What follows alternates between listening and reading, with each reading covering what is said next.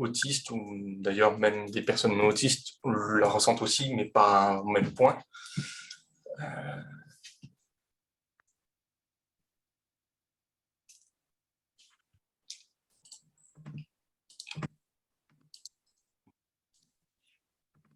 Ouais, isolement, dépression, anxiété, ouais.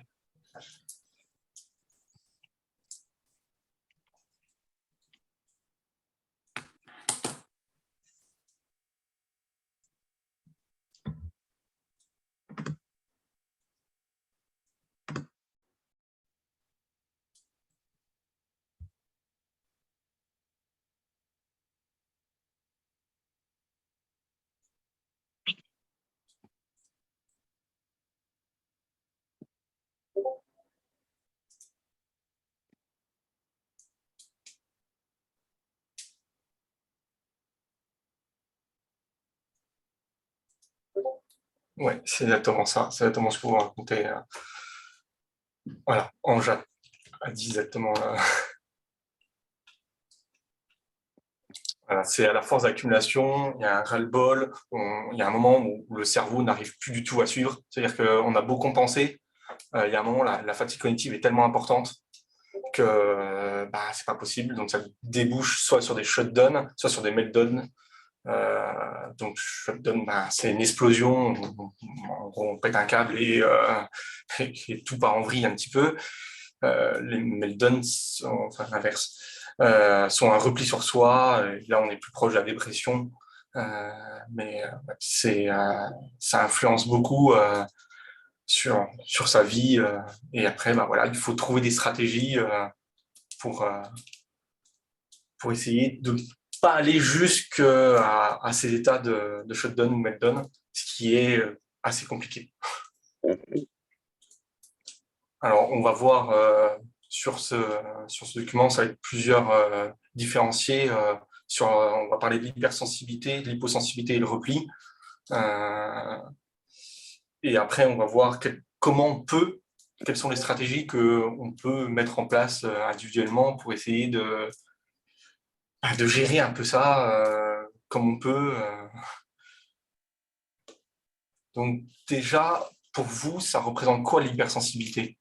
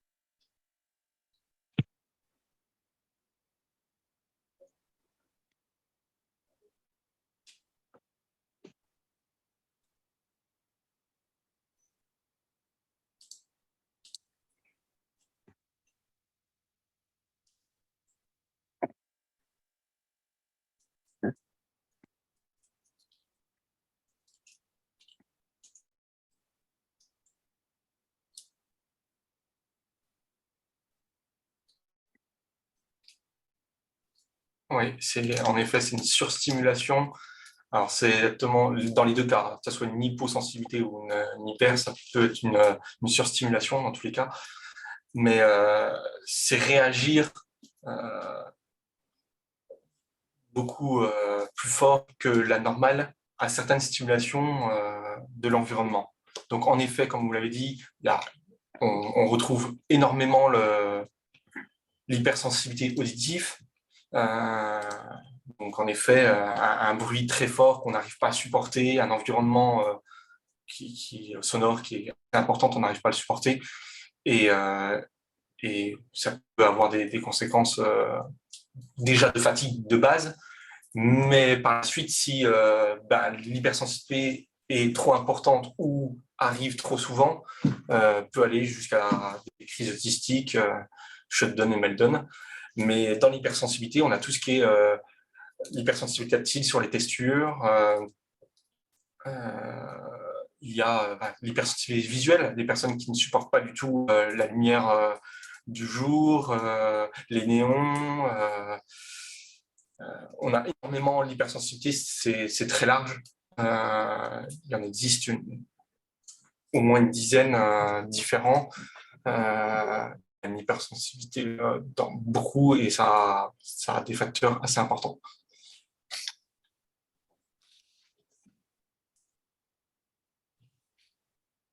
Et pour vous, dans vos hypersensibilités que vous avez au quotidien, c'est quoi vos difficultés que vous rencontrez là-dessus?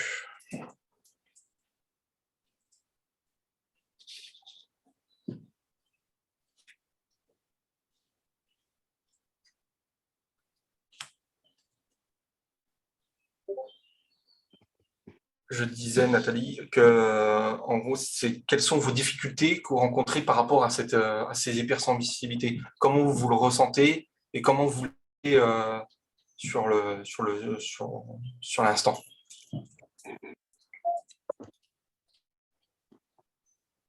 Ouais. Alice, là, on a en effet, c'est tactile, c'est une hypersensibilité tactile, en effet.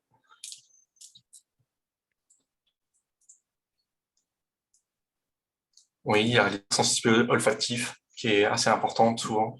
Il y a beaucoup de problèmes alimentaires aussi dans l'hypersensibilité. On peut être hypersensible à beaucoup d'aliments, d'épices, l'amertume. Enfin,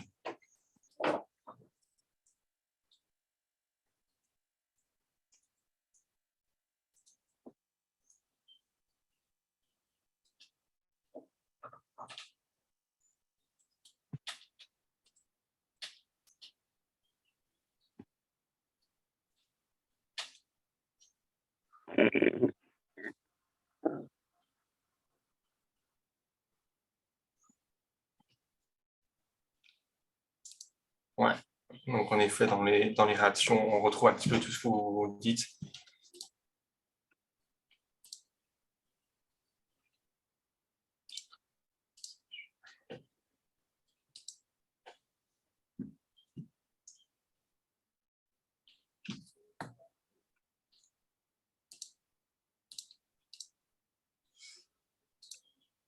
Donc voilà, en effet, souvent, quand il y a trop de stimulation, on a besoin d'être seul, de se replier, de s'isoler, alors que ça soit de s'isoler dans un lieu ou de s'isoler soi-même par rapport à un casque, par rapport auditif, que ça soit des fois juste quitter la table ou j'ai pas noté dessus, mais on a beaucoup la sensation d'évitement. Ça veut dire que très souvent on évite les lieux ou l'environnement qui pourrait permettre cette hypersensibilité. Je pense beaucoup à l'alimentation.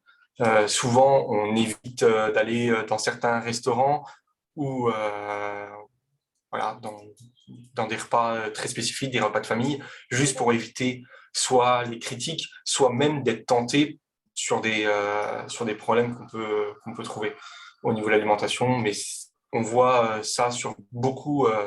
Il y a le repli qui est, on va dire, le final qu'on n'a pas pu éviter, mais il y a une grosse sensation d'évitement qui se fait très souvent. On évite énormément de situations pour compenser ces hypersensibilités.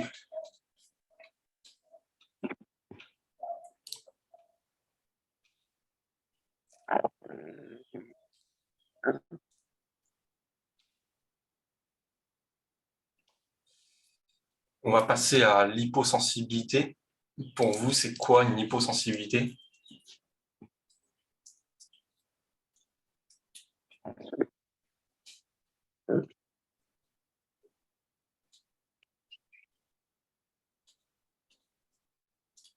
Oui, Nathalie, ça en fait partie en effet.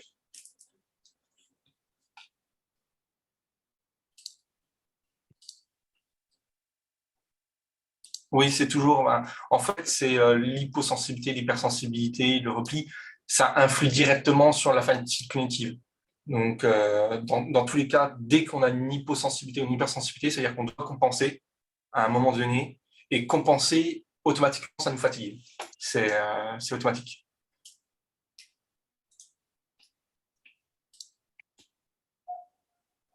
Ouais, besoin d'une stimulation très forte pour ressentir. Ouais, ça en fait partie.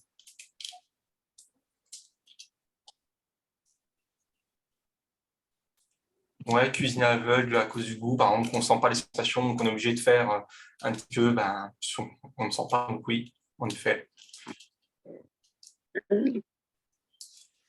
Oui, le fait de ne pas ressentir quand on est fatigué ou ne pas ressentir la soif, la faim ou même l'envie d'aller aux toilettes est une très grosse hyposensibilité qu'on retrouve, je dirais pas beaucoup, mais qu'on retrouve assez fréquemment, que les personnes ne ressentent pas forcément que leur corps a soif ou a chaud ou a froid.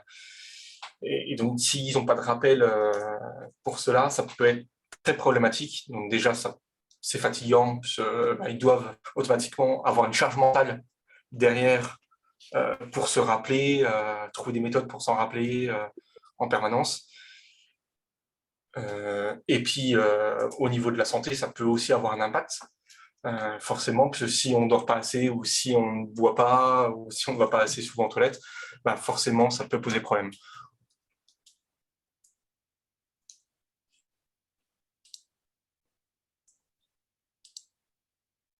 Et oui, on retrouve beaucoup tout ce qui est thermoception, donc tout ce qui est ne pas ressentir la température, qu'elle soit chaude ou froide. Euh, on le retrouve beaucoup.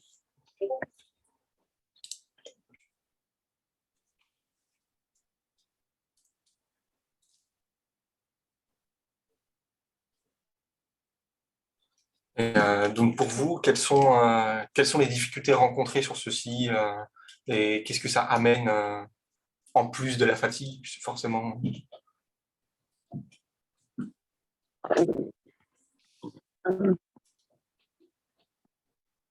Oui, la présentation est sur le Drive, aucun souci, elle y est. Et il y a plein de documents, je donnerai des documents au fil, c'est juste que je ne peux pas voir les deux en même temps, mais il y a plein de documents que je vais présenter au milieu, surtout sur la seconde partie, et à la fin, pour aider justement à comment on peut trouver nos hypersensibilités ou nos hyposensibilités, comment on peut un petit peu voir notre fatigue cognitive et comment on peut trouver des méthodes pour essayer de gérer un peu mieux cela, même si chaque personne est différente. Donc, mais oui, tout sera sur Mario.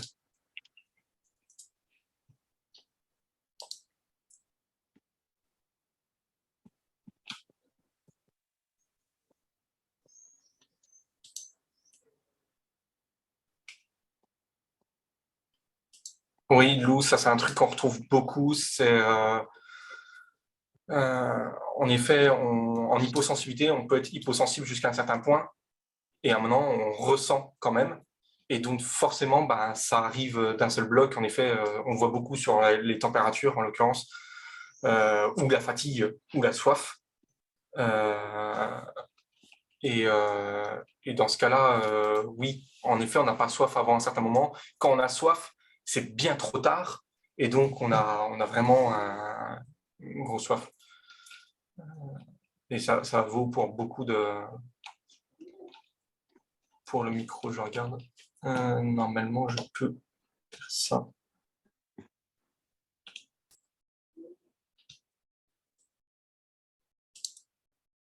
Oui, on masque énormément ça. La compensation et le masquage au niveau social est énormément important, que ce soit dans les hypersensibilités ou dans les hypos.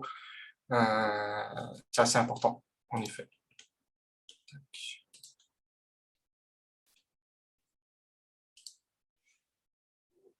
Donc c'est pareil, on retrouve exactement les mêmes principes, hein, que ce soit l'hyper ou l'hyposensibilité, on retrouve exactement les mêmes problèmes.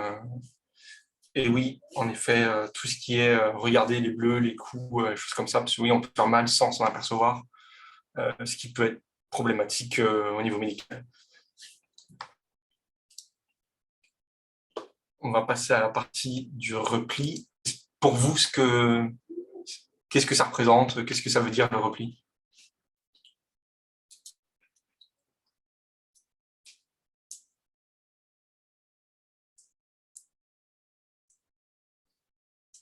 Ouais, c'est un besoin, ça, je suis...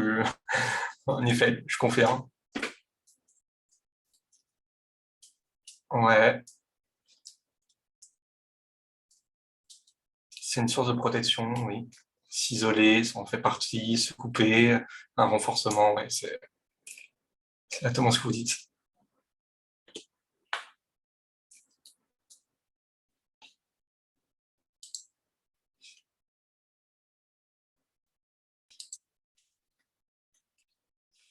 En effet, le fait d'avoir besoin, mais qui peut être aussi un danger de se replier, en effet, il y a ce cas-là qu'un repli doit être est bénéfique sur une courte durée pour régler le problème de shutdown ou de meltdown qu'on a.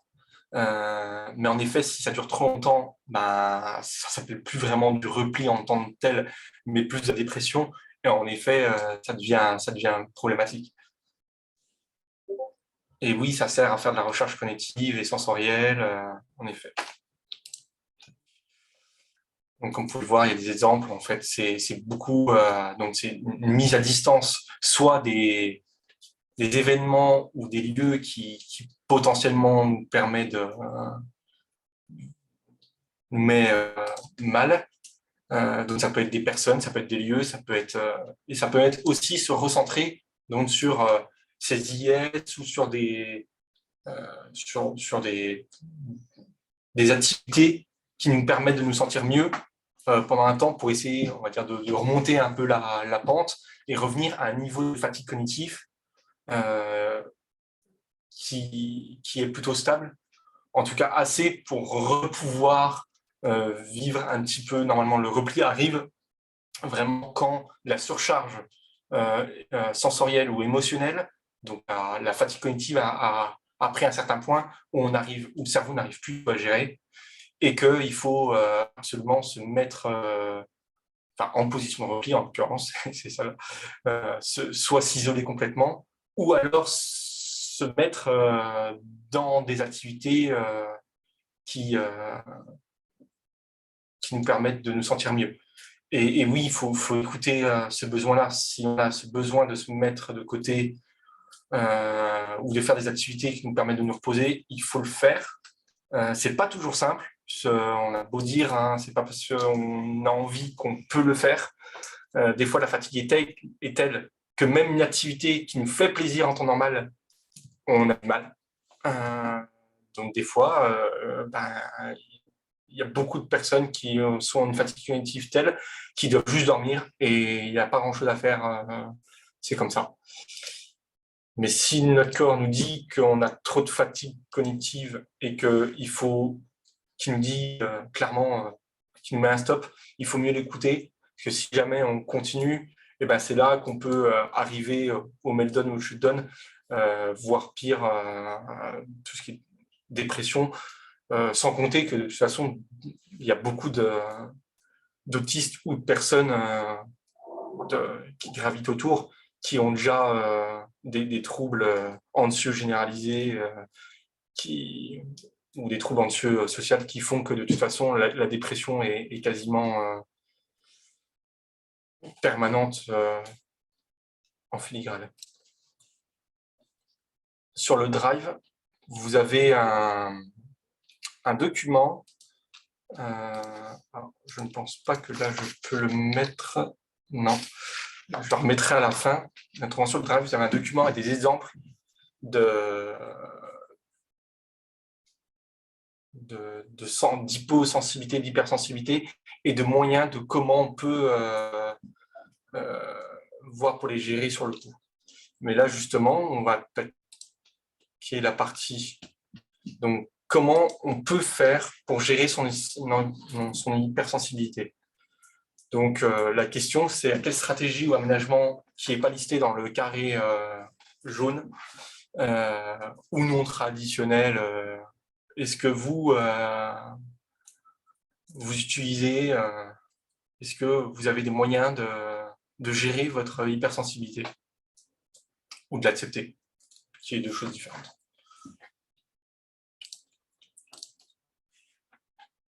Ouais, le casque anti-bruit, en effet, c'est un des...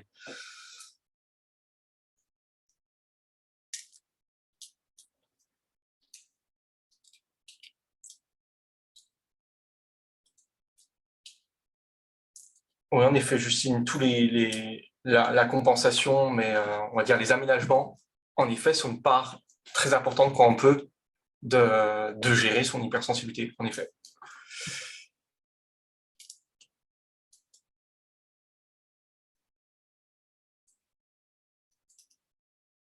Alors oui, Alice, c'est quelque chose qu'on retrouve beaucoup. Les hypersensibilités ne sont pas forcément les mêmes en fonction de comment on vit les choses. Ça veut dire qu'en effet, on peut être hypersensible au son. Ça veut dire d'être dans un magasin, quand il y a beaucoup de bruit, on ne supporte pas.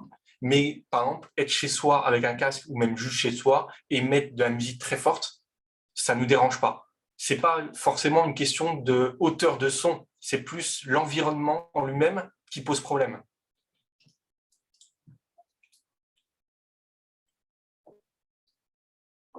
Et pour ceux qui ont des problèmes d'hypersensibilité sur, par exemple, l'alimentation, le tactile, les choses comme ça, est-ce que vous avez des solutions? Oui, Jessie, par rapport aux lunettes pour le visuel, oui, en effet. De toute façon, ce qu'il faut bien comprendre, c'est ce qui crée un handicap, ce n'est pas le trouble en lui-même, c'est l'environnement dans lequel on est. C'est-à-dire qu'on n'est pas handicapé à cause du trouble en lui-même. On est handicapé parce que l'environnement dans lequel on est n'est pas adapté à notre trouble, justement. Je crois que c'est important de le rappeler quand même.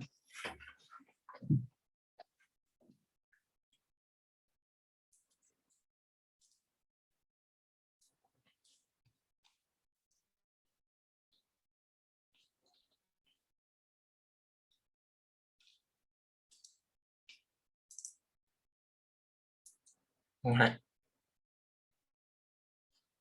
Alors, on va voir la même chose.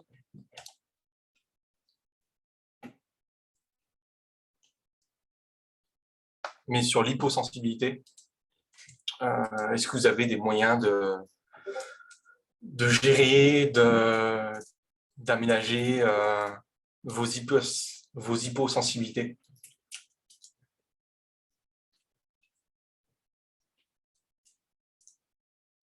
Oui, mettre des rappels pour s'en savoir, je confirme. On est beaucoup sur le Discord de Cléotiste à avoir des rappels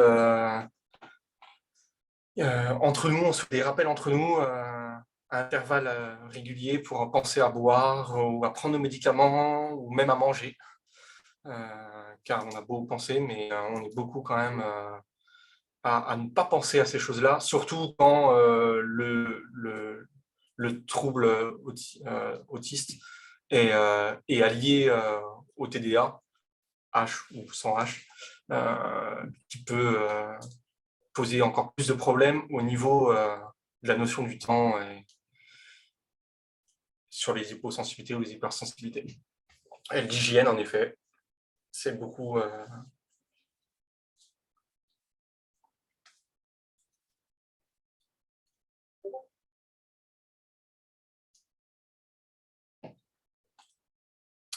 Oui, Ewen, c'est exactement ça. C'est quelque chose ça, qui est très important. Ça veut dire que quand on a des problèmes, soit pour manger des types d'aliments précis, ou même si on ne pense pas à manger, quand on pense à manger, en effet, pas se mettre la pression, se dire, même si j'ai mangé qu'un bol de céréales à 23 heures, on a quand même mangé. Donc, c'est quand même très important.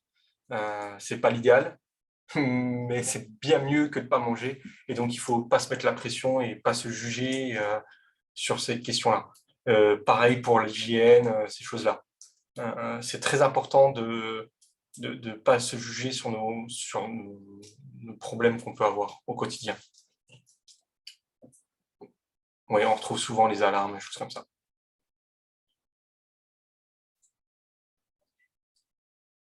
Et la même question, mais sur la partie, si j'arrive à l'afficher.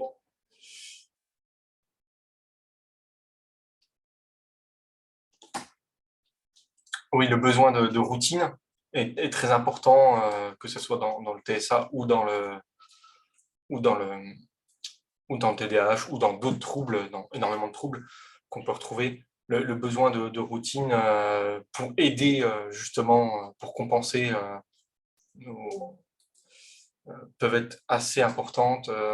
On est beaucoup à avoir des tableaux d'organisation, par exemple, qu'on peut retrouver dans des méthodes comme la méthode Montessori ou d'autres, qu'on fait beaucoup avec les enfants, qui se fait très peu chez les adultes, mais que, avec les autistes, en tout cas, on est beaucoup à avoir des tableaux d'organisation pour s'aider à... ou des applications, en effet. On est énormément à avoir des outils. Et sur le repli, le besoin d'isolement et le repli, est-ce que vous avez des méthodes de repli spécifiques à vos soucis d'hypersensibilité ou d'hypo?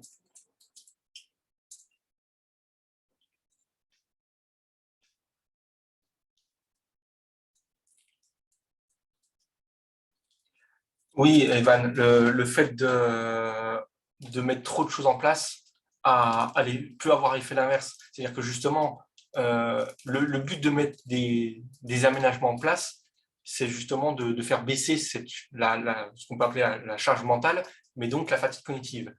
Si on se rajoute trop de choses, forcément, ça fait l'effet inverse. Et donc, on se crée une autre charge mentale par-dessus et donc une autre fatigue cognitive par-dessus. Il faut arriver au juste milieu, trouver déjà ces méthodes à soi qui sont acceptables pour son propre... toutes les méthodes ne peuvent pas être transposées à tout le monde et trouver le juste milieu entre ce qu'on peut demander. Il y a un moment donné, de toute façon, on ne peut pas tout aménager. Il y a des choses, on ne peut pas... On peut pas... Il y a un moment, notre corps va dire stop dans tous les cas. On aura beau faire, on ne pourra pas faire autant qu'une personne qui n'a pas le trouble.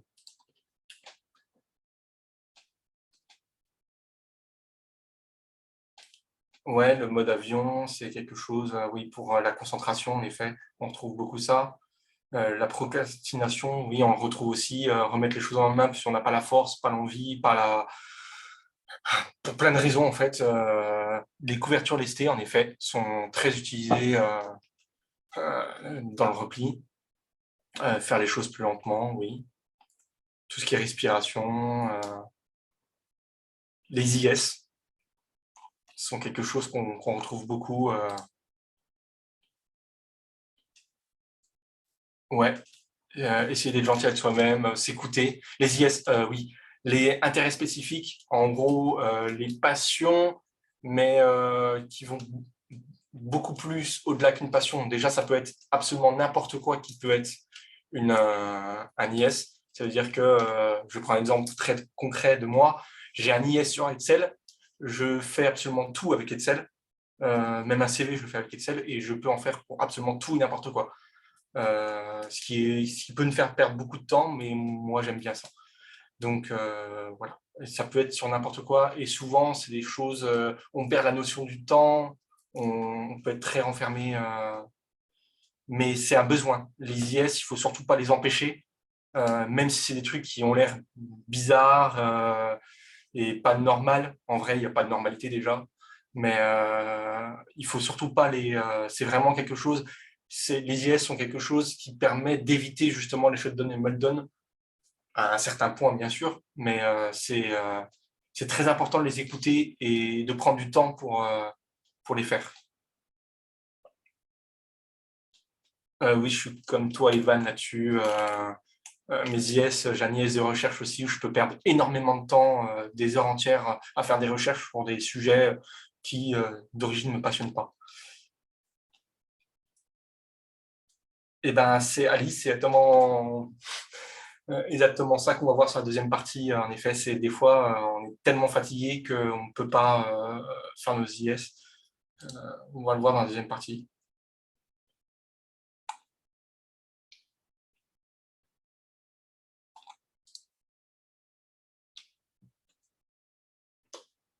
Donc, on va passer sur la deuxième partie.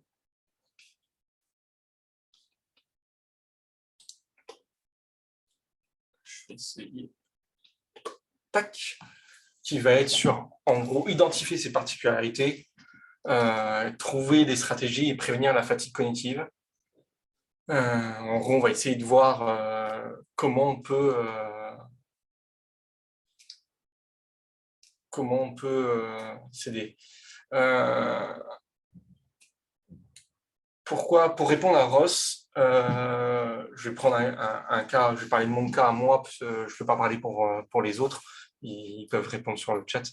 Moi, ils sont anxiogènes, parce déjà, ils peuvent arriver à n'importe quel moment. Ça veut dire que on me pose une question en plein milieu de la nuit, par exemple à l'IS de recherche, on me pose une question en plein milieu de la nuit, mon cerveau va automatiquement devoir avoir la réponse. S'il ne l'a pas, il va se lever pour aller rechercher. Donc déjà, au niveau de l'équilibre, que ce soit du sommeil ou d'autres, c'est pas le mieux. Je peux perdre énormément de temps sur un sujet, parce que je ne peux pas m'arrêter tant que je n'ai pas trouvé la solution. Et après, il y a plein d'autres IS qui peuvent être problématiques au niveau du travail. Quelqu'un qui a des IS sur du rêve ou sur... Enfin, en fait, il y a tellement d'IS différents, on ne peut pas s'arrêter. Des fois, c'est pas le lieu, en fait. C'est pas le lieu pour avoir un IS. Intérêt spécifique, Catherine. C'est quelque chose qui c'est pas forcément le lieu pour se concentrer sur son IS, sur son intérêt spécifique. Et le problème, c'est que des fois, vu que c'est un intérêt spécifique, on n'arrive pas à se contrôler, donc on le fait. Quand c'est en plein milieu d'un travail important à faire, ça peut être problématique. Et après, ça peut être aussi problématique au niveau familial. Ça veut dire que des fois, on est tellement concentré sur son IS qu'on est comme en mode repli, et donc plus rien autour de nous n'existe. Et donc même la famille, même la personne qui est notre compagnon, ou même on peut passer une journée entière sur notre IS et n'avoir rien fait de la journée, ne pas avoir même mangé, ne pas avoir bu. Si en plus on a déjà une hyposensibilité sur la soif, sur la faim, sur ces choses-là, et que l'IS se ramène par-dessus, je vous laisse imaginer la fatigue cognitive à la fin de la journée et surtout l'estime de soi qu'on peut avoir en se disant ouais c'est cool, mais on n'a rien fait, quoi. C'est très compliqué, en effet.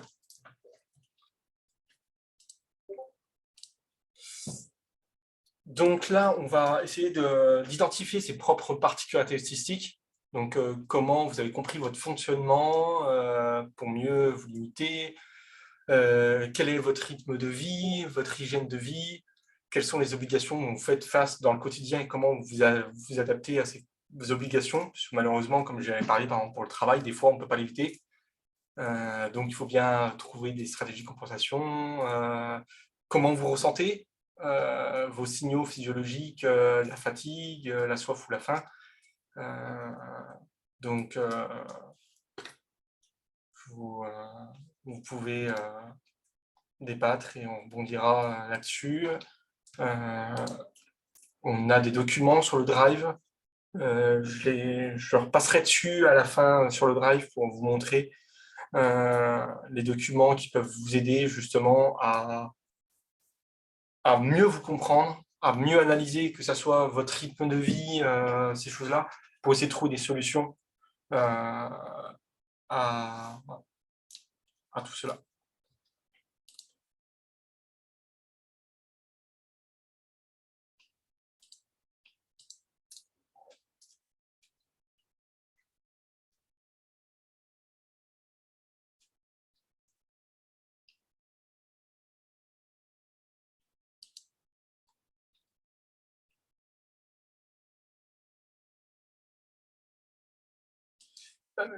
Catherine, pour répondre à tout ce qui est HPE, HPI et tout ce qui gravite autour, il faut savoir que souvent, il y a quand même de la neurodivergence, neuroatypie qui gravite autour. Donc, on retrouve énormément de personnes HPI, HPE et autres qui ont un autre trouble à côté, comme le TSA ou le TDAH ou d'autres, qui souvent peuvent expliquer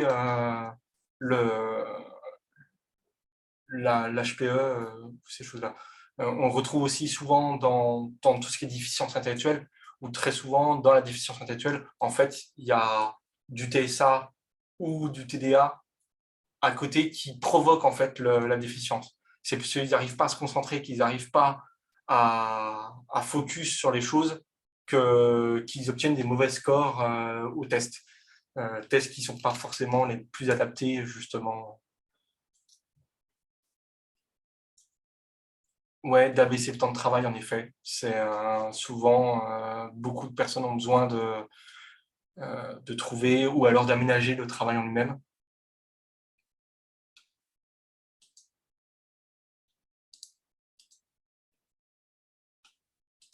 Oui, ben, en effet, le burn-out, c'est ce qu'on a au niveau de la dépression. Donc, après le, après le shutdown et le meltdown, quand on n'arrive plus à gérer du tout, la surcharge émotionnelle ou sensorielle et la fatigue cognitive est beaucoup trop importante. La fatigue cognitive est très dure à gérer et a un impact énorme sur tout le reste. Ça veut dire que une fois qu'on a atteint un certain niveau de fatigue cognitive, on a du mal à trouver des solutions. Le but, justement, c'est d'essayer de se comprendre le plus soi-même et d'essayer de trouver des solutions avant d'arriver à des situations de shutdown ou de meltdown, même si des fois on ne peut pas les éviter, c'est comme ça, hein, parce que tout ne dépend pas de nous, enfin même quasiment rien ne dépend de nous malheureusement. Beaucoup de choses dépendent de l'environnement dans lequel on est. Quand on peut trouver des solutions d'aménagement, ouais, c'est trouver où sont nos limites pour essayer de s'adapter à ces limites-là. Parce que malheureusement, notre corps a des limites qui sont encore plus basses que les neurotypiques. Et donc, automatiquement, il faut arriver à s'adapter à cela. On ne peut pas les dépasser. Enfin, les dépasser induit forcément des conséquences sur notre santé et sur notre vie et sur notre vie générale. Et donc, si on peut éviter d'aller, si, bien sûr, c'est pas tout le temps possible.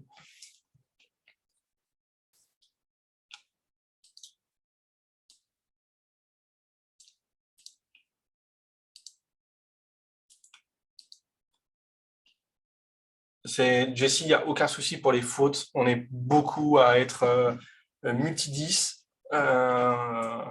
Donc, il n'y a pas de souci.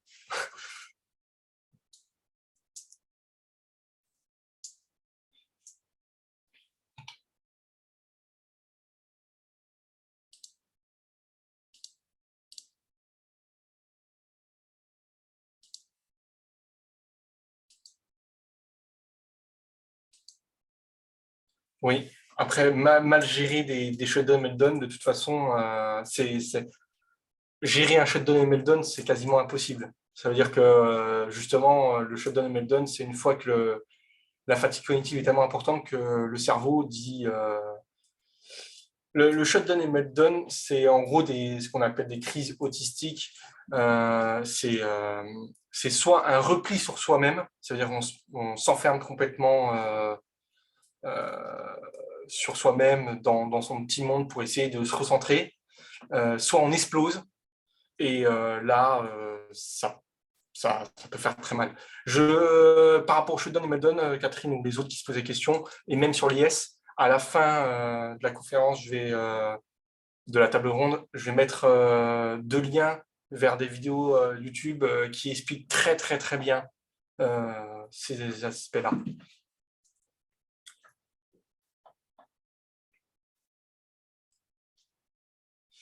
Alors, c'est très souvent le problème qu'on a, c'est-à-dire que nous, on arrive des fois à s'analyser et à savoir ses limites et, à agir en conséquence.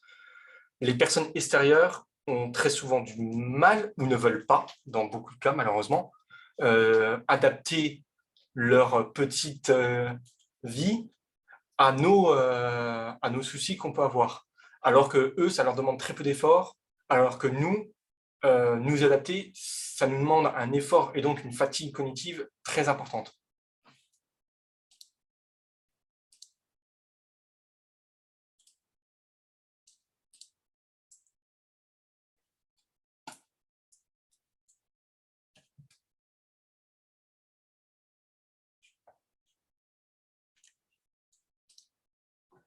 Je vais passer au suivant.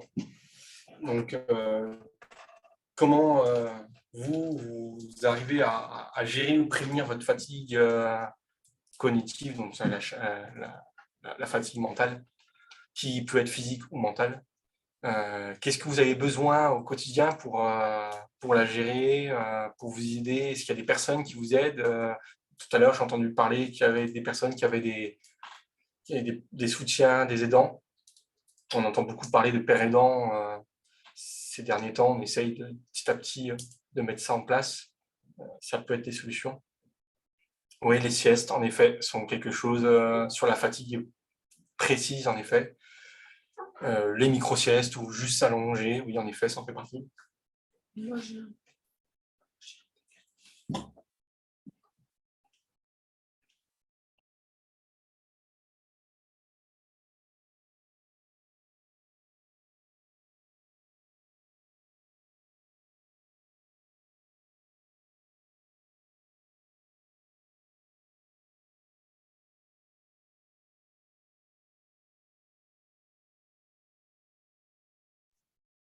On me dit que sur le diapo, vous êtes sur la première page et en mode normal. Est-ce que c'est vrai ou est-ce que Oui, c'est vrai. Ok, on attend. Je vais relancer ça. Je n'étais pas en décor. Tac. Tac, tac, tac. Voilà. Normalement, c'est bon. Non, c'est pas bon. Ok. Là, autrement, mais tu vois autrement comme ça?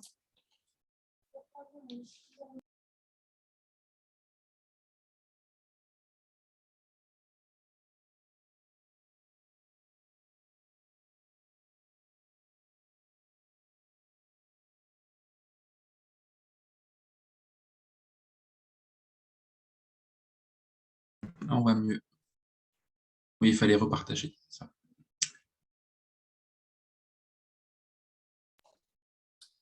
Désolé pour le petit bug. Alors, je vais reprendre là où j'en étais. Ouais, je vois beaucoup de replis en fait.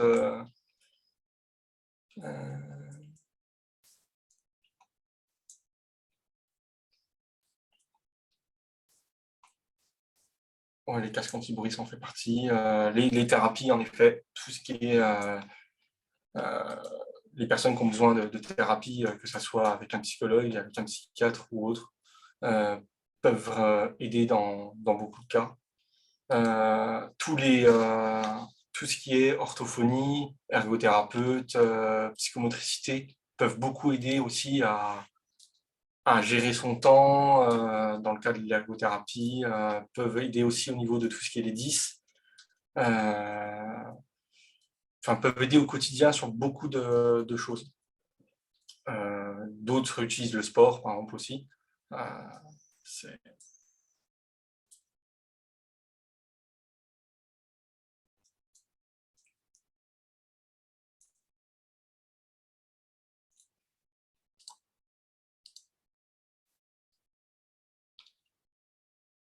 Et pour vous, apparemment, est-ce qu'il y aurait des moyens, des personnes ou des solutions que vous n'avez pas actuellement qui pourraient vous aider si vous y avez accès, si vous devez demander quelque chose pour vous aider et que vous n'avez pas accès aujourd'hui, ça serait quoi? La main.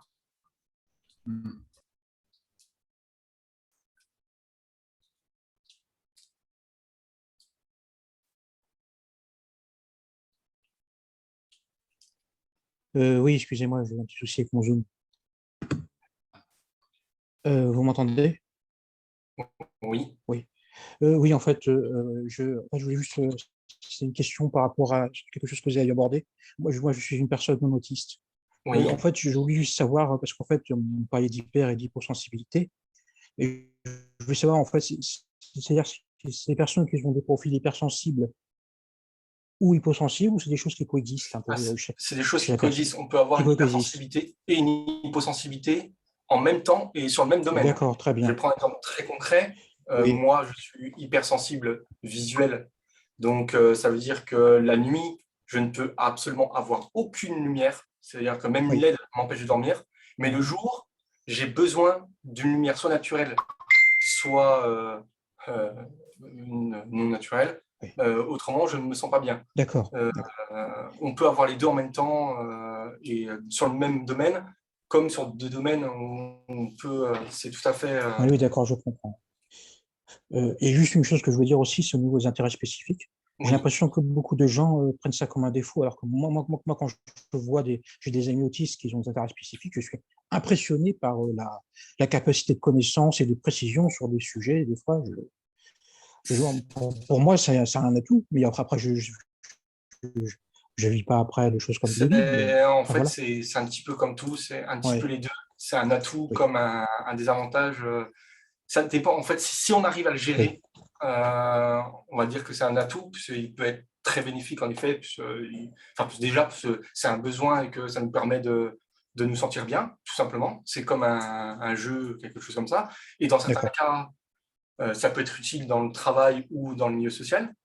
Euh, mais si on n'arrive pas à le gérer, ça peut être très envahissant. En fait, le souci de l'IS, ce qui différencie un petit peu l'IS d'une passion, Oui, c'est que l'IS peut être très très vite envahissant, que ça soit dans sa vie professionnelle que de sa vie personnelle. Ça veut dire que passer 4 heures de son après-midi mm, à faire une recherche sur les baleines, alors que oui, ouais, d'origine, les oui, baleines, on n'a un petit peu rien à faire, euh, alors qu'on avait énormément de choses à faire à la maison, ça pose oui, quand même souci. oui, oui, ça rejoint les témoignages qu'ils ont été. Bon. Ah, mais je vous remercie pour vos réponses. Je vais enlever Pas la de main. souci. Ah,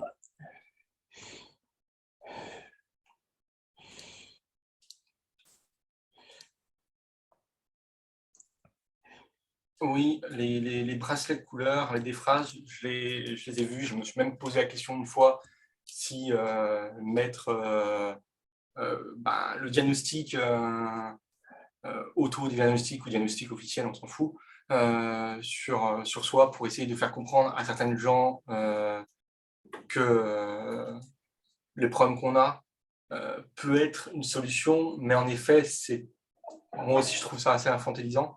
Après, c'est un choix personnel. Donc, je pense qu'il y a des gens qui en ont besoin. C'est un petit peu, ça dépend de beaucoup de choses. Euh,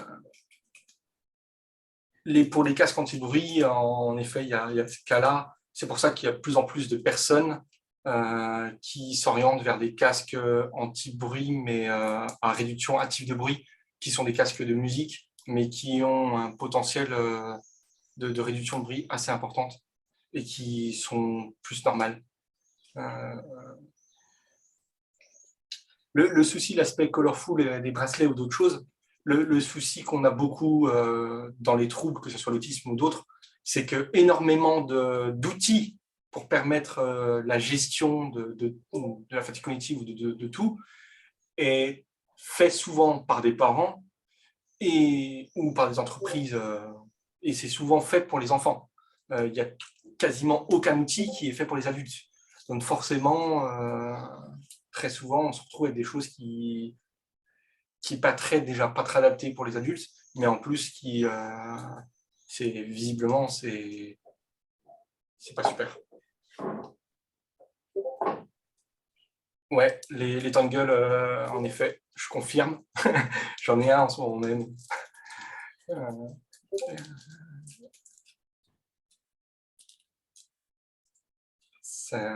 le validisme et l'infantilisation a énormément d'impact sur notre fatigue cognitive, parce que ça nous impose énormément de choses dessus, dans notre vie personnelle et professionnelle, qu'on aurait besoin de mettre de côté, mais qu'on nous oblige à faire ou à s'adapter.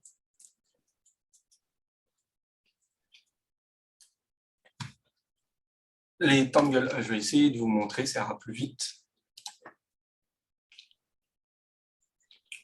Je vais arrêter le partage parce que j'en ai pas besoin. Je ne sais pas si vous voyez mon écran. Pas. Tac.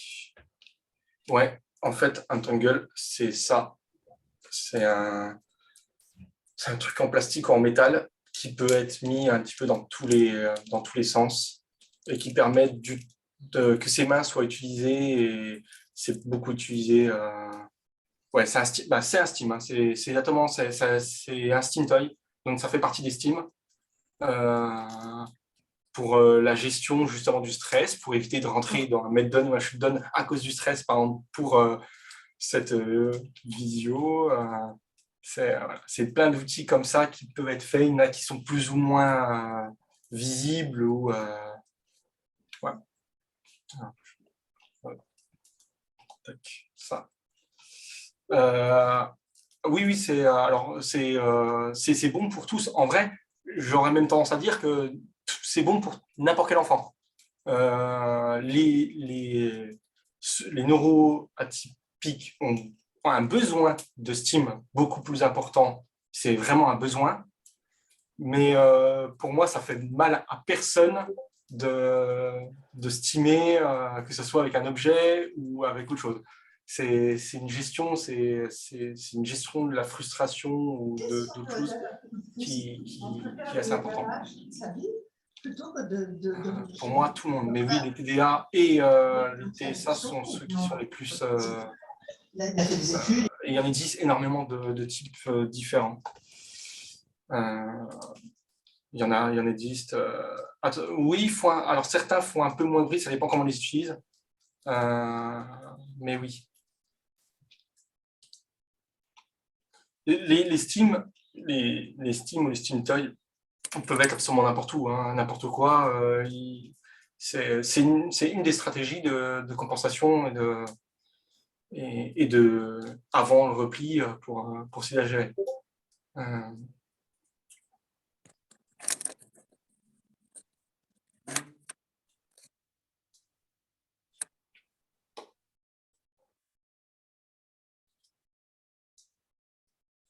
Je vais essayer de montrer le drive pour les... Tac. Comme je vous l'ai dit, sur le drive, je vous mettrai le lien, mais on retrouve... Je vais essayer d'afficher le chat quand même.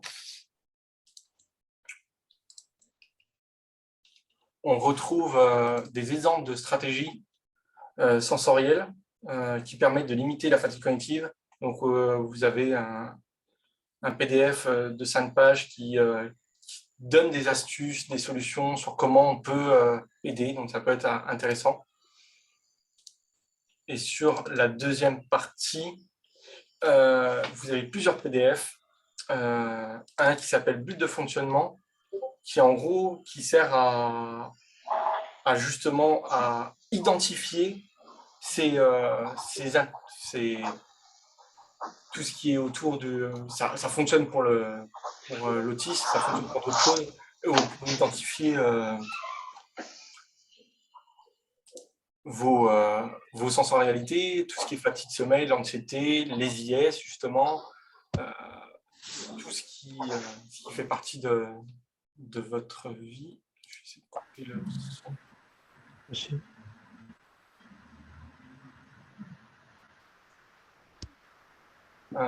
Il y a un document sur l'évaluation des échelles de la fatigue pour les personnes qui n'arrivent pas justement à savoir un petit peu leur niveau de fatigue, où ils en sont, et par rapport à ce qu'il leur reste à faire, s'ils peuvent le faire ou si en gros ils sont déjà au bout, il faut mieux qu'ils disent stop, ça peut aider. Il y a un document sur l'équilibre de vie qui sert à un petit peu faire un histogramme, un diagramme pour savoir un petit peu en gros quel est son équilibre actuellement, qui peut être non équilibré justement, et voir comment on peut l'équilibrer, qu'est-ce qui a besoin qu'est-ce qui prend trop de place. Oui, c'est dans le drive. Je mettrai les liens juste à la fin, mais oui, c'est dans le drive. Et enfin, un dernier document très très complet qui explique comment on peut créer des réserves d'énergie. Donc, quelles sont les réserves qu'on peut créer, parce que l'énergie, c'est sur plein de domaines différents. La fatigue, c'est pas qu'une fatigue réelle, ça peut être une fatigue mentale, mais sur plein d'aspects différents. Et il explique comment on peut, tout un programme, quels sont les retraits d'énergie ou les dépôts qu'on peut avoir, sur comment on peut s'adapter, où on peut repérer qu'est-ce qui nous fait perdre de l'énergie, qu'est-ce qui nous en fait gagner. Et voilà, là, il y a un exemple concret de comment ça s'utilise, qu'est-ce qu'on peut faire justement. Ça peut être un outil assez intéressant.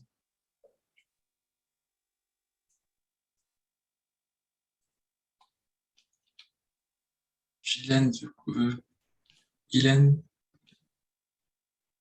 Oui, et je voulais juste savoir, est-ce que je peux montrer ces documents aux spécialistes qui suivent ma fille?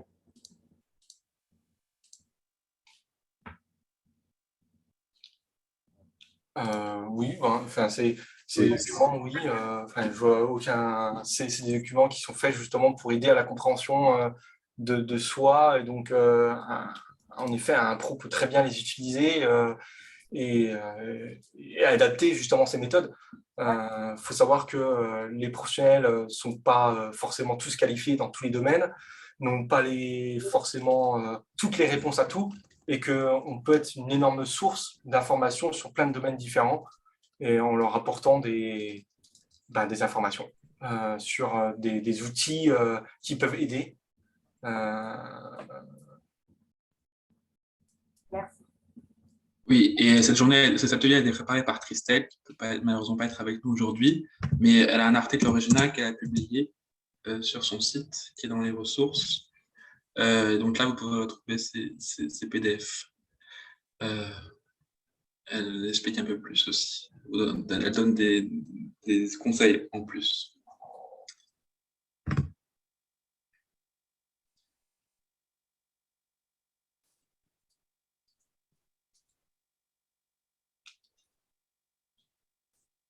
Voilà, donc si vous avez des questions précises, des choses comme ça, vous pouvez les poser. Bon, après, Moi, j'ai fini.